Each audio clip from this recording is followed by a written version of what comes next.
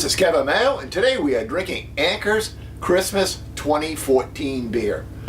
For the last 40 years, Anchor makes a new Christmas ale every year. It's in a different recipe every year.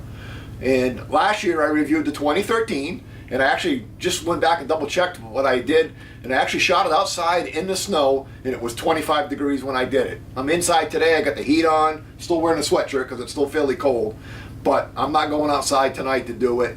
Very short run on this one. It's bottled from like November to January. Like I said, it's different every year. Loved last year's, did not like the 2012. We're gonna go ahead and give this a crack and see how we like this year's.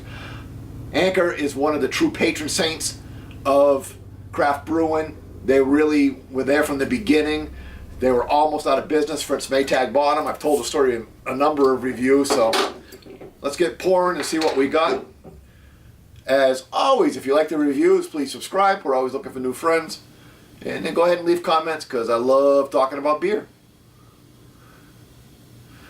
So these tend to be fairly dark, these Anchor Winters. There's these Christmas beers. This one's no different.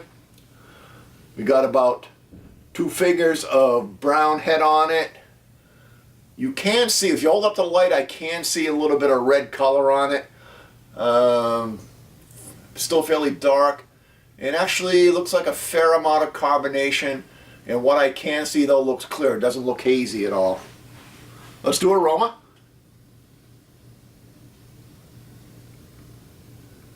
And I'm getting a little bit of spice in there. I don't want to say clove, but a little bit of maybe a cinnamon or a nutmeg.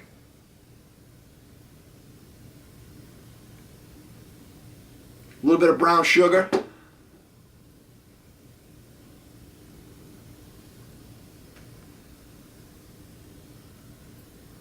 And just a hint of like a dark fruit, maybe like a raisin.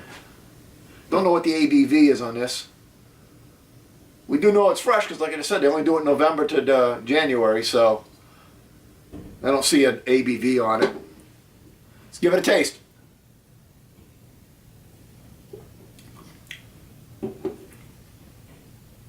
So that dark fruit I was talking about is really the upfront flavor on it.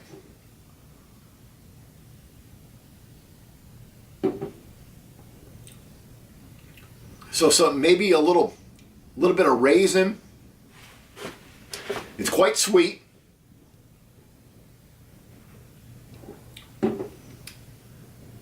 Just a hint of the nutmeg.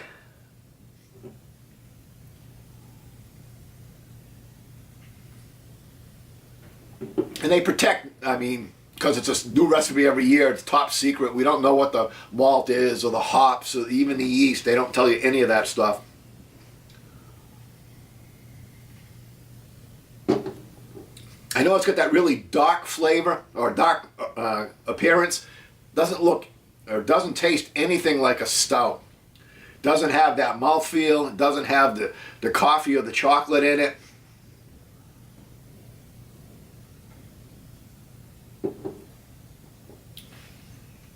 It's fairly astringent on the finish and drying on the finish. And I take it back. I am getting a little bit of that black coffee in the aftertaste. That just kind of came forward now. I wasn't getting that with the initial taste.